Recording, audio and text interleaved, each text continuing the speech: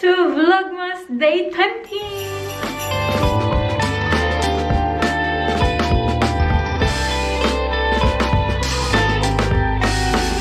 Good afternoon! Today is Thursday at kakatapos ko lang kumain. Hindi na ako nag-vlog dahil nag-video call kami ng kapatid ko. Aalis na ako. Kung hindi nyo pa napanood yung vlog kahapon, sabi ko kahapon, kailangan kong pumunta ngayon sa Asian store dahil hindi namin naabutang bukas yung Asian store kahapon.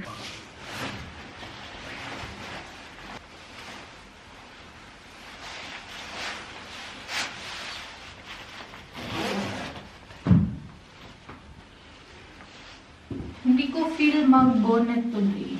Maambon sa labas kanina pa yan.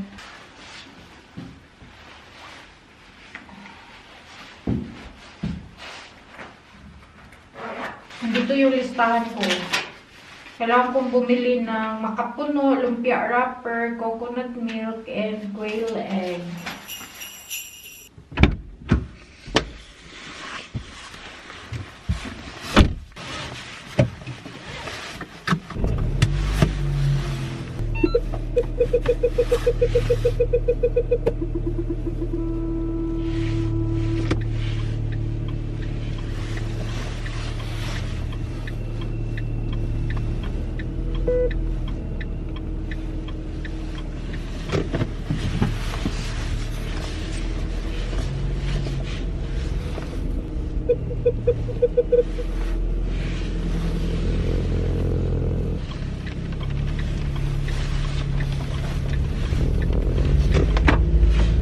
Malakas yung ambon, oy. Pupunta pala ako una sa mga apparel shop.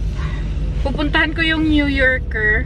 Ayoko na kasi magpunta sa city kasi hindi maganda yung weather, umulan. Kahapon kasi nagpunta kami sa Taco Fashion kasi yung Taco Fashion doon nabili ng kiwi ni Nico yung kanyang pullover na Christmassy or pang Christmas.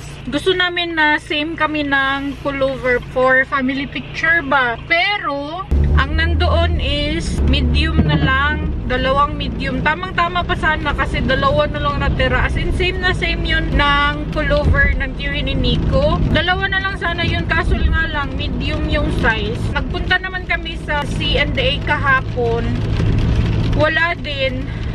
Meron sila isang pullover pero size na maliit. I think medium pa rin. Kasi Nico nasa large or extra large. Hindi kami bumili. Meron naman para sa akin pero ayoko na hindi kami magkatulad ni Nico. Kaya sabi ko sa kanya, maghanap na lang kami sa ibang apparel shop. Sana meron sa New Yorker kasi ayoko talagang pumunta sa city. Ang pangit ng panahon, madilim tapos maulan pa. Sabi ko pa kahapon dapat maaga ako.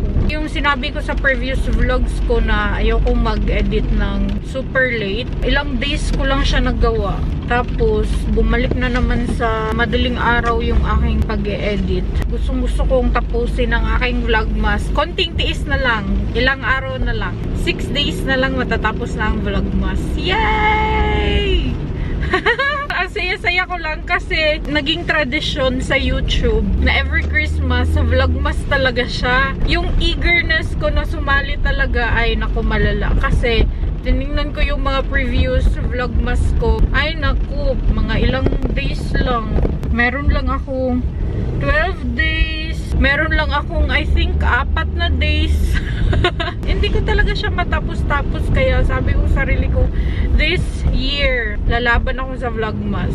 Malapit na tayong matapos so pagpasensyaan nyo na kinain ko na naman yung aking sinabi na hindi ako magpupuyat sa pag-e-edit. Wala akong ginawa na extra vlogs. Kaya ayan, nagpupuyat. Sana after this vlogmas, hindi na ako magpupuyat.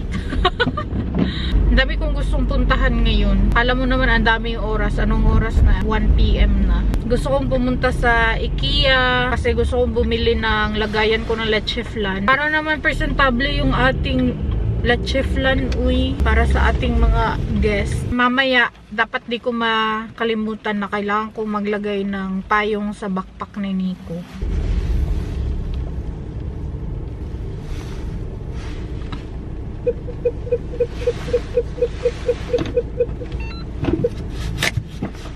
Dito na ako. Ayan na yung New Yorker. Yan. Wala doon, uy. Meron lang dress, pero pang-akit, pang-babae. Walang panlalaki. Gusto ko na same talaga kami ni Nico. So, punta ako dito sa may Mr. Lady. Sana naman meron dito, uy. Ay, check ko muna dito sa Woolworths. Kasi nandun yung Mr. Lady, yung blue. Dati red yan. Nagpalit pala sila ng kulay. Hello, wala talaga. Ang dami kong pinasukan. It's already 2 p.m. Wala pa akong nabibili. Sasaglit na lang ako dito sa may Globus. Bibili na lang ako nung regalo namin para sa tiyuhin ni Nico. Sa Globus lang kasi meron nung pang regalo namin sa tiyuhin ni Nico. After ko sa Globus, titingin ako dito sa may Kik kung meron ba sila. Meron naman akong pullover dati, bigay sa akin ni Ellen nung nag-Christmas party kami last 2019 kila Ate Mirly. Doon kami nag-Christmas party sa Bidenkopf. Tapos binigyan kami ni Ellen ng pullover, as in same kami tatlo. I think 4 kami na same sana nun, pero hindi nakarating si RC dahil meron siyang duty. Duty niya ba yun? Or meron siyang school nung time na yun? Kalimutan ko. But yeah, anyway, pasok muna ako dito sa may Globus. Andito na ako, ayan o, yung green na building. Globus yan siya. Hindi ko na kayo dadalhin dito sa Globus dahil bawal din naman ang video dito.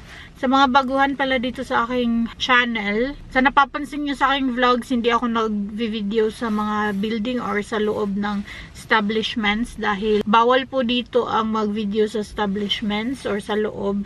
Hindi ko din gets kung bakit dahil pinapublic naman nila yung kanilang mga advertisements. Nasa TV naman din yun at nasa internet. Hindi ko lang alam kung bakit bawal mag-video. But yeah, nasa labas dito sa Globus, sobrang laki ng karatula, bawal ang video. Bawal tayong kumontra sa kanilang rules. Ang mahal pa naman ng penalty dito. But anyway, alis na ako. Bye!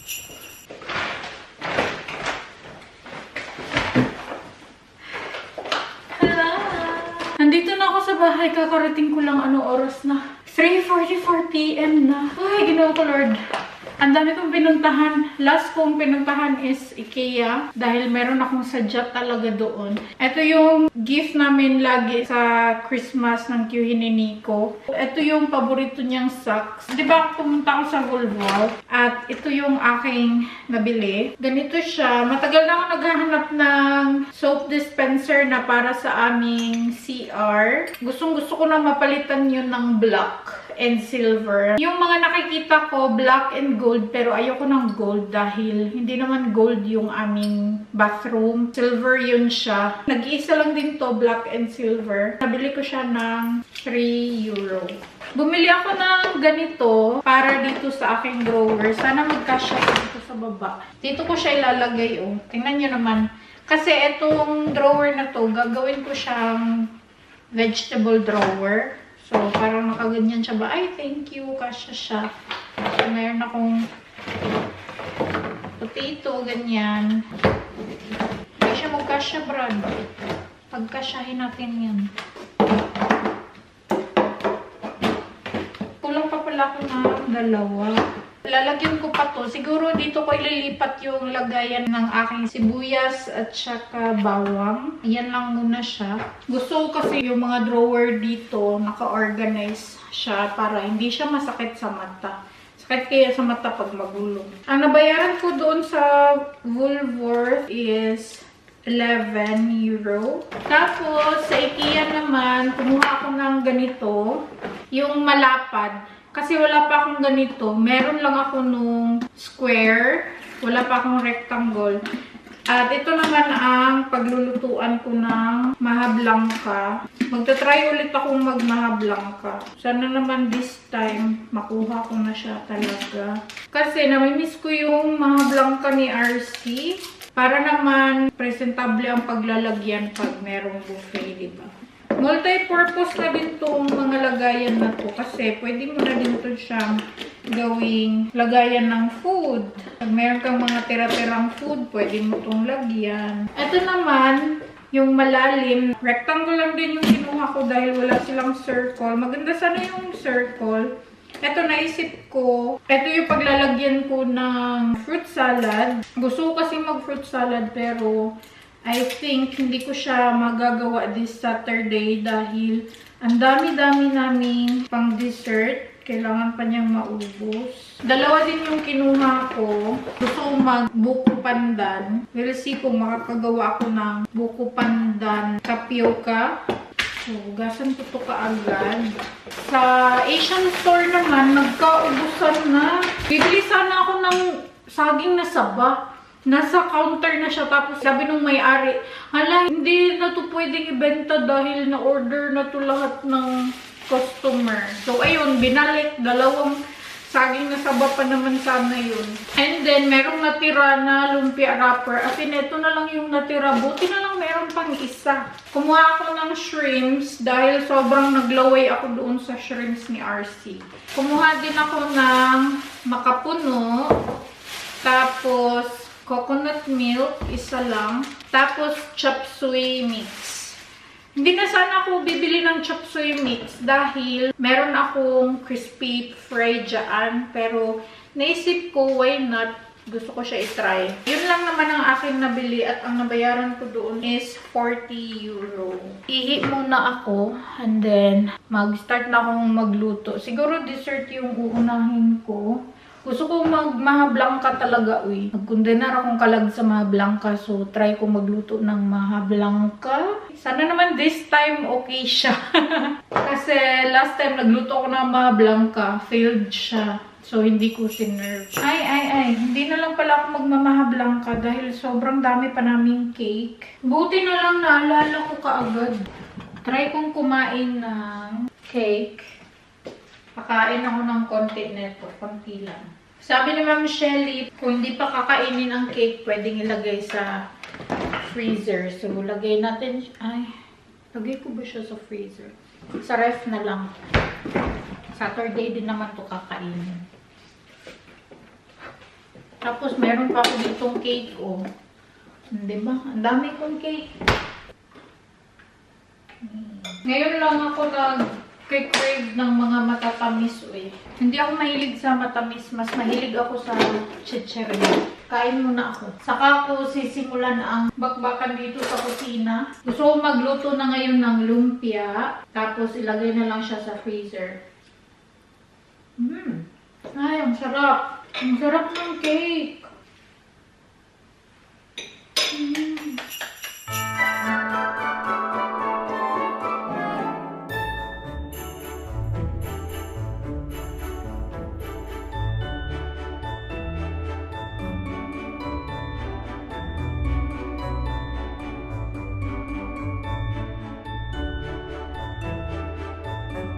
Nagugutom na ako, uy. Wala pa si Nico. Nandito na yun maya-maya. Hindi ko lang alam kung anong kakainin nun. Hindi pala ako magpo-pork menudo dahil wala ako nung mixture ng menudo. Never ko pa kasing ginawa yung pork menudo na hindi mixture yung ginamit. Hindi ko pa plakado yung timpla ba. Nanonood ako ng Widow's War.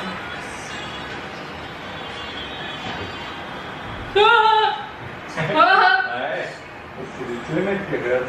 Nee, das ist nicht erschreckt. Selber schuld, wenn du mal so laute Sachen hörst. So. Ganz gut.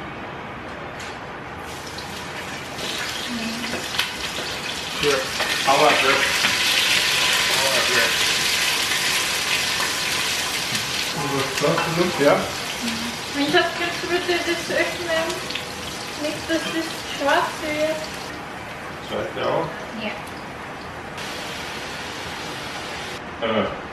So, das ist das. Aha, Black Tiger. Aha.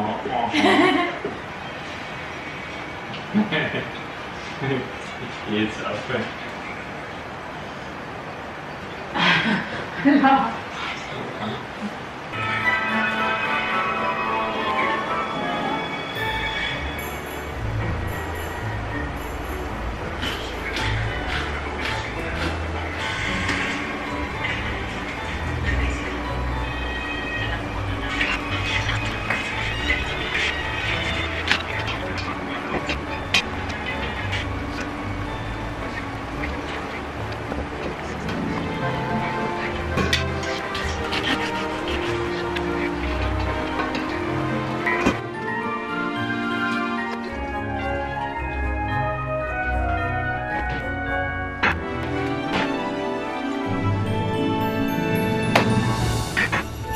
Magluluto ngayon si Nico ng gyoza at ako naman ay magmamarinate ng adobo.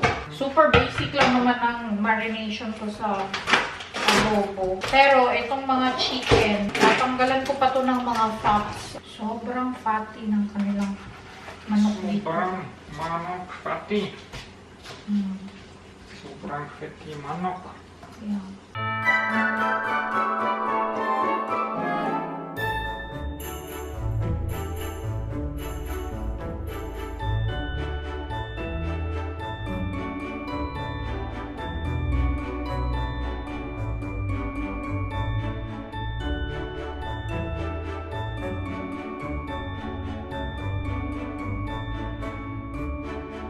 Ito na ang aking adobo. Bukas ko na to lulutuin. Basic lang yan siya. Toyo, lemon, and then garlic. Yan lang. My God, alas 8 na. Hindi pa ako tapos. Ito na pala yung nahiwa kong beef. Para to siya sa bistik Tagalog. I-marinate ko lang to siya sa lemon, soy sauce, and garlic. Kalimutan ko maghiwa ng garlic ko eh.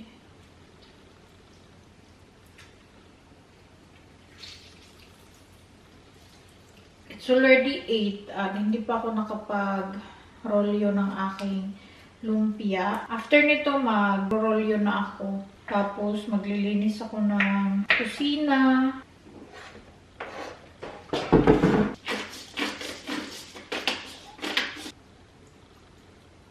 Hindi ako nag-aalala na madamihan ko siya ng soy sauce dahil itong soy sauce na to, hindi siya maalat.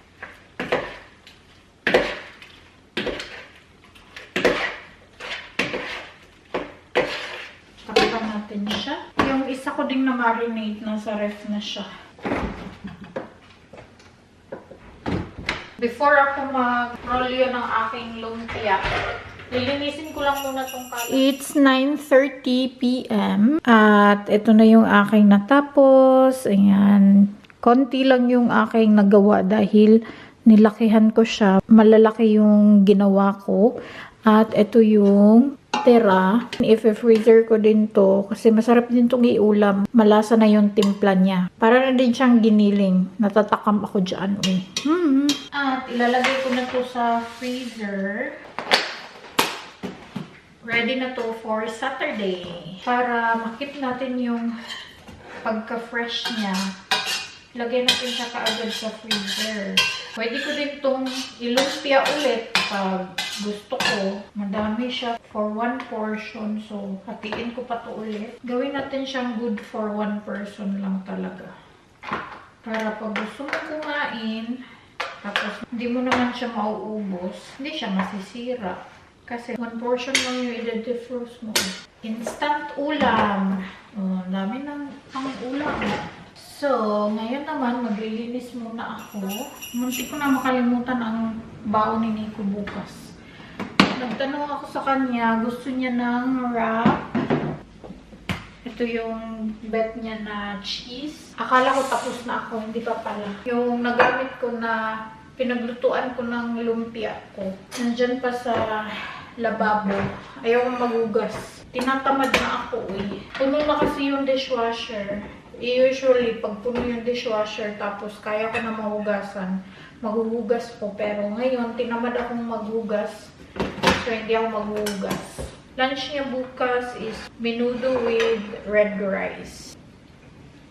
Kailangan ko na naman bumili ng ganito. Ang kanyang salad at saka fruits, ilagay ko siya sa isang baunan. Yan siya. Tada!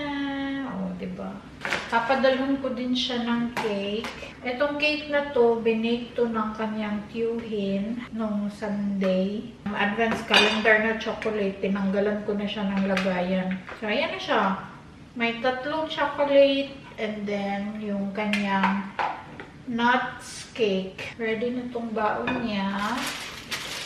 let's call it a day. I-end ko na tong vlog. Thank you so much guys for watching. I hope you enjoyed this video. Please like and share if you did. Leave a comment below. Follow me on my social media accounts. And please don't forget to subscribe to my channel and click the notification bell para ma-notify kayo every time na mag-upload ako ng bagong video. And I will see you guys on Vlogmas Day 21. Cheers! Good luck!